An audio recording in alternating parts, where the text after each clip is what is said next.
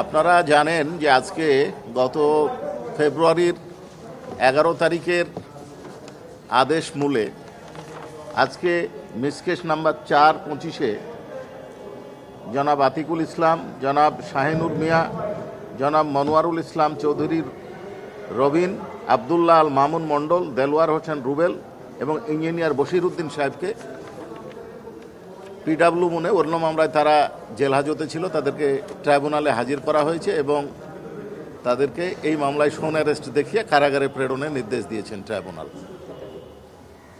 এই মামলার তদন্ত রিপোর্ট দাখিলের জন্য পরবর্তী দিন ধার্য আছে 9 মার্চ এবং গত 11 তারিখে প্রাইমা ফেসি তাদের বিরুদ্ধে আছে বা তদন্তকারী রিপোর্টের এই তদন্তকারী অফিসারের রিপোর্টের ভিত্তিতে এবং প্রসিকিউশনের আবেদনের ভিত্তিতে ট্রাইব্যুনাল তাদেরকে প্রোডাকশন ওয়ারেন্ট দিয়েছিলেন, তার ভিত্তিতে আজকে তাদেরকে নিয়ে আসা হয়েছে। আজকের আচ্ছা, আপনারা অভিযোগ কি আছে? এই বিভিন্ন থানায় তাদের বিরুদ্ধে, স্থানীয় থানায় যে মামলাগুলো হয়েছে তাতে 16টা মামলা আছে তাদের বিরুদ্ধে বিভিন্ন থানা, কিন্তু সেই বিবেচ্য বিষয় আমাদের এখানে নয়। আমাদের এখানে তদন্তকারী কর্মকর্তা যে তদন্ত করছেন এবং যারা ইনভেস্টিগেশনে যাদের সম্পৃক্ততা পেয়েছেন তাদের বিরুদ্ধেই এইখানে গ্রেপ্তারি পরোয়ানা বা শোন অ্যারেস্টের আবেদন জানানো হয়েছে।